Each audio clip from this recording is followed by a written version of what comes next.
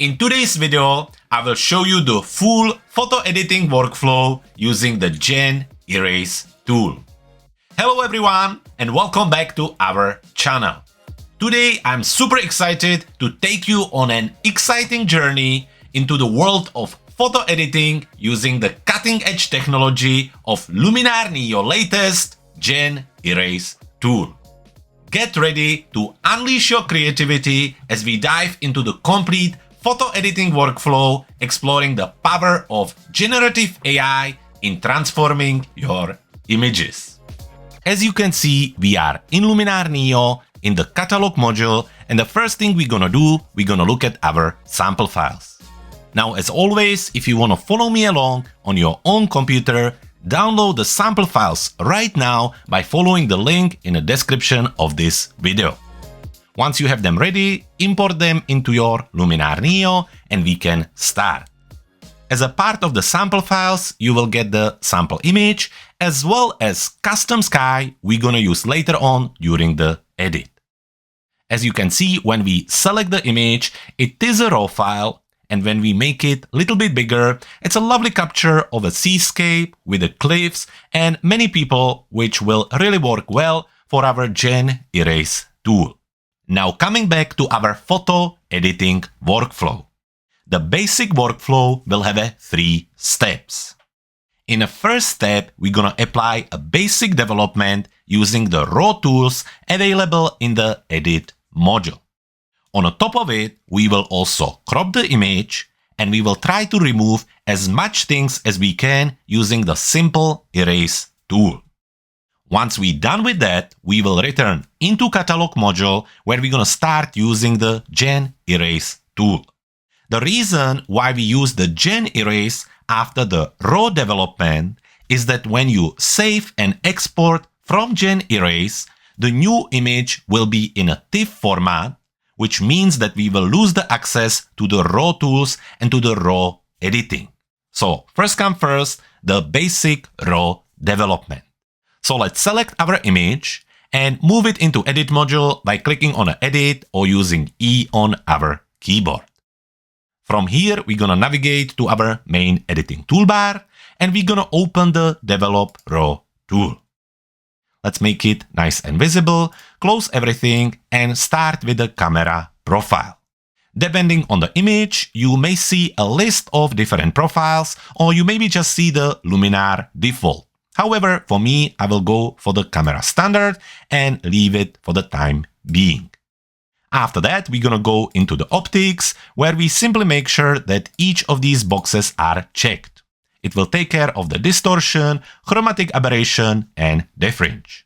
After that, close the optics, and then we're gonna come into noise reduction and sharpness. To adjust the sharpness and noise reduction, we wanna zoom in to 100%, and then have a look around the image to see the level of sharpness and also the level of noise. Now I captured this image with 100 ISO, so there is pretty much no noise and the sharpness is also very decent. So we're gonna use a simple formula here. We're gonna go into the noise reduction where we're gonna add 10. And after that, we're gonna use the rule of 100. Imagine the number 100 and then minus the amount of luminosity. So 100 minus 10 equals to 90. And that's how much we're gonna add into our sharpen slider. So all the way to 90. Once we're done with that, we can zoom out. And the last thing we need to adjust is the masking. We only wanna sharpen the areas with the edge, texture, and structure. So for this, we're gonna take the masking slider and bring it somewhere between 60 or 70. So this way we are not sharpening the sky or some parts of the water. When we're done with the noise reduction and sharpness, we can continue by moving into the light and blacks and whites. To adjust these, we wanna click or hit J on our keyboard to bring in the clipping mask, and then we're gonna start by adjusting our highlights and shadows. As we're gonna make a sky replacement later on, we only gonna bring the highlights down just a little bit, so somewhere around -40, and then right away we move into the shadows and we're gonna open them up let's say, looking at the image, somewhere around 20 or 30. I think 25 is maybe right. Now moving into blacks and whites, this is where we can talk about the clipping mask. When you look at the image, you will see the blue overlays. These are the areas that are 100% black and they are really, really dark. So you want to avoid them as much as you can. So if I take the black slider and bring it down, you will see that we will get more and more of the blue overlays. Where on the opposite, if I bring them up, these areas will start to disappear. So it is really up to you. However, for me, I will leave the blacks on 0 and then move into the whites. With the whites, if I increase them, and if I also increase the highlights, you will start to notice the red overlay. And basically, these are the areas that are completely white and they are burned out. So if you would print the image, these areas would be completely white. There would be no ink. So we want to avoid that. So we're going to bring the highlights back down. Again, I think we were somewhere around -40. And with the whites, we're going to keep an eye on the image. And I think we can bring it probably as far as 60. Once we're done with that, we can hit J again on our keyboard. We can add a little bit of contrast. And I think we can increase the exposure just a touch, maybe somewhere around 0.2.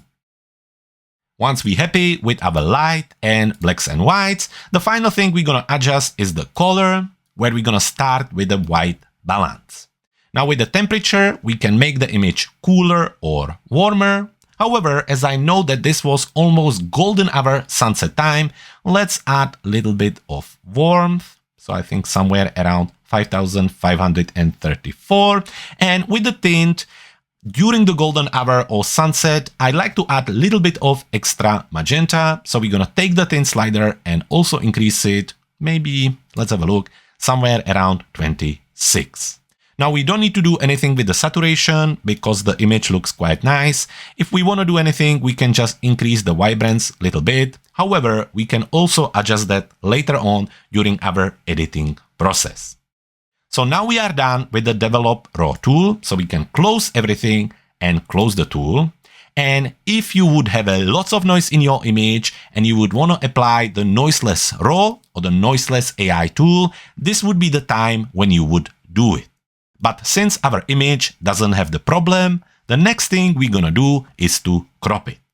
So let's move into the crop AI, where we're going to click on the ratio drop-down box. And let's say that we're going to go for the 4:5. With the preset being applied, we can then move it around. So I will go all the way down. And we do that as we are looking for 1/3 of a sky and also for the main cliff being on our golden point on the rule of thirds. Once we're happy with the crop, we can hit enter on our keyboard or we can click on apply. Now finally, as I promised, the last thing we're gonna do is to take care of the small details using the simple erase tool. So for that, we're gonna go into the essential section, open the erase tool, and we need to make sure that we are on select. With select being ready, we can now brush over the areas we want to erase. So let's zoom in a little bit, and we can do that using a command or Control+. And let's say that we take care of the area here. If we want, we can increase the size of our brush using the slider or using the bracket keys on our keyboard. And then very gently just paint over this area here and also here. So we can take care of this. Let's have a look further. This gentleman, we can try and see how well it's going to do. So let's say somewhere around here. And then again, we're going to go a little bit higher. There is a little area here, so we can also remove that. Basically, I'm looking for the points which don't have much difficult texture around them, and it should be pretty simple for the application to remove it. If it's not going to work, we can adjust that later. So anyway, let's give it a go. So I think somewhere around here. And I think for the time being, that's about it. Let's zoom out. Let's have a look. So we take care of these little details just to speed up the process. If we need to take care of the small people at the back, we can do that later. So for the time being, we are done selecting the areas we want to remove. So we can return to the tool and click on erase. Now the application will take a moment and it will try to erase the selected areas. Now looking at the result, it did a decent job. So with that being done, we can now close the erase tool and return into catalog module. Now, since we are back in the catalog module, we can move to the step number 2, where we're going to be removing the more difficult areas using the GenErase tool. So one more time, let's make sure that the image is selected and then click on the GenErase tool on our toolbar. Now with that, we're gonna move into the generative AI window. Here with the GenErase tool, we're gonna start by selecting the areas we want to remove. However, with a complex image like this, we will have to do it in a smaller portions. So step by step. But before we're gonna do that, I wanna quickly remind you that we have a full GenErase tutorial available on our YouTube channel, and I will add it in the description of this video and also in a corner of your video now. Now with that being done, let's start by selecting a smaller portions of the image and let's go ahead and start to erase them. So we're gonna start with this area right here. So let's go ahead and paint over the people. And don't forget that you also need to select the shadows. So we're gonna do that. And then we're gonna move on to this group of people. So let's start from here. Take your time, make sure that you select everything. Always select a little bit of extra space around the elements you want to remove. So including all the people in the foreground, maybe a little bit of extra here. And once we're happy and ready, we can go ahead and click on the erase button. Now the application will take this specific part of the image and send it into the cloud, where it will try to match it and replace it. Now how long it's gonna take will very much depend on the speed of your internet and also on the size of your image. Once it returns, you can double check the result and see if you're happy with it. For me, for the time being, I think it looks quite good. We can make little adjustments later, so let's go ahead and move on to the next group of people. Before we start selecting another group, we need to click on Reset Selection, so we don't select the same area again. And then we can use the wheel on our mouse to zoom in, then use the spacebar to move around. And again, we're gonna start by selecting this portion of the beach. So let's make the brush a little bigger using our bracket keys. And then again, we're gonna take our time and select all the people here.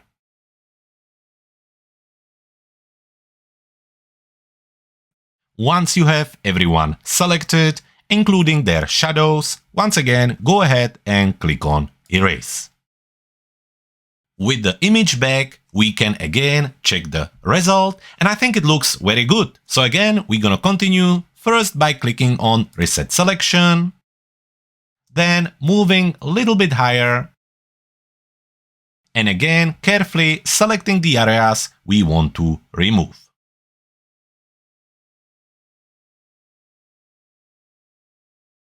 And one more time, if you're happy with the selection, go ahead and click on Erase.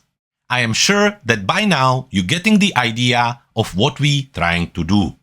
So now I'm gonna speed up the process. However, I want you to take your time, select smaller portions of the people, try to remove them, and once you're ready, we're gonna continue.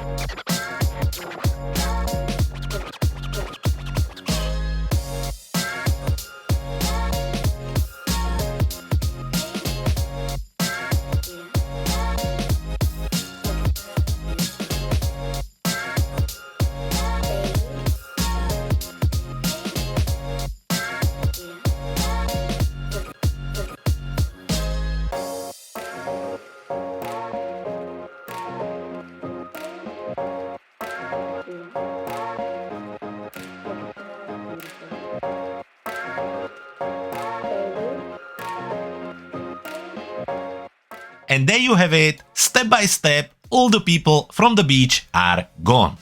So let's have a look at the before and after, and I think the result is incredible. Now I know there are still some people in the water, but we can fix that with the erase tool in the edit module. So once we're done, all we need to do is to click on save.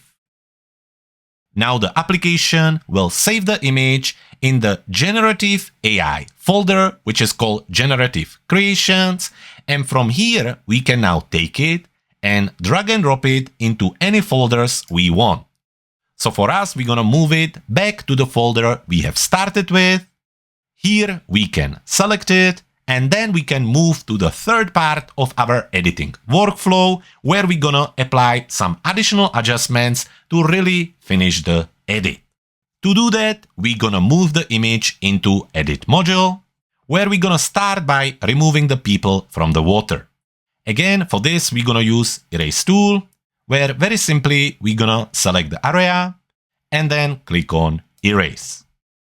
It only takes few seconds and the people are gone. So let's close this, and once we're ready, the first thing we're gonna do is to replace sky. So let's go ahead and open the Sky AI tool, and here simply click on the sky selection drop-down box. After that, again click on the gray drop-down box and select all skies. Inside of the library, scroll all the way to the bottom, where you're going to see the button with the plus sign on it. Click on it, and that will open a new window where you need to navigate inside of your sample files, and here select the sky that came with it. Once ready, click on open, and by doing that, the application will add the sky into your library and then apply the sky replacement to the image. With the sky being replaced, we can now go ahead and make few more adjustments. First, in the sky orientation, where we're gonna adjust our horizon. So let's have a look at it. I think we're gonna position it somewhere around here. And then horizontal position, we're just gonna shift it a little bit towards the left. So I think probably, let's have a look, maybe somewhere around here. So on my horizon position, I am on -1, and on the horizontal position, -20. So that looks good. So we can close the sky orientation, and we can move straight into the scene relighting. Here we're gonna increase the relight strength to, let's say, let's have a look, somewhere around 50. And then also we're gonna adjust the relight saturation again, I think somewhere around 30. With that being done, we are finished with the Sky AI tool, so we can close it and we're going to continue. Let's go ahead and come back to our Essentials tool, where we're gonna go into the Landscape tool and add a touch of golden hour feel to the image. So let's have a look. I think somewhere around, let's say 30 is looking quite good, so we can leave it there and again close the tool. If we want, this is a good time where we can apply vignette. So we're gonna open the tool, bring the amount down, let's say somewhere around -50, and then use the choose subject option and change the center of the vignette to, let's say, somewhere around here. After that, we can also open the advanced settings and add a little bit of inner light to add a little bit of extra glow to this area. With that being done, we can close the vignette tool and move into the creative section. In the creative section, we're gonna add a little bit of mystical fantasy effect by applying the mystical tool. And here, all we're gonna do is simply increase the amount slider to somewhere around 20. With that being done, we can close the tool and really finish it off by adding a little LUT on the top of everything to blend everything together. To do that, we need to use the Mood tool. And once you open it, click on Choose LUT. Then let's use one of the collections inside of the application. So let's say the cinematic toning, and then scroll through and see which one of them works the best for you. For me, I think the Los Angeles looks the best, so let's select it. And then if you want, you can play around with the amount slider and see what works. Add a little bit of saturation. And then once you're happy, again, close the tool and apply it to the image. Finally, let's go all the way down to the professional section and use the super contrast tool to really finish the overall look. In the super contrast tool, we can adjust the contrast specifically for highlights, midtones, and shadows. And for this type of image, I like to use the highlights contrast just to play around a little bit with the sky, and also a little bit of the midtone contrast just to add a little bit of extra contrast to the cliffs and to this part of the beach. So with that being done, we can now close the super contrast tool, return to the top, and we are pretty much finished. So for now, we can have a look at the before and after with our adjustments, and we can also return to our catalog module, where we can reset the original file back to where we started, and then we're gonna just make it a little bit bigger. And here we're gonna look at the before version and after version. And looking at it, thanks to GenErase Tool, we were able to completely transform the image and come out with this incredible result. Just before we wrap up, I'd like to let you know about a special offer. If you're interested in using the GenErase Tool, you can get a 30% discount on Luminar NEO subscription, Luminar NEO lifetime version, and also the Creative Journey Pass. The same pass that will allow you an access to all the generative AI tools in Luminar NEO. This offer is valid for the next 3 days, starting today until November 13. And to access it, simply follow the link in the description of this video, and when you're ready to check out, use the coupon code GEN30. And there you have it. If you want a copy of our popular Luminar NEO shortcut cheat sheet, there is nothing easier than heading to our website cleverphotographer.com/LuminarGift. While you're there, you can also check out one of our popular Luminar NEO products, or you can stay here and watch more videos about Luminar NEO. For today, I hope you enjoyed this episode. If you did, please make sure that you like, comment, and share on this video. And also don't forget to subscribe to our channel so we can keep creating content like this. For today, thank you very much for watching. My name was Jakub, and I can't wait to see you in the next video.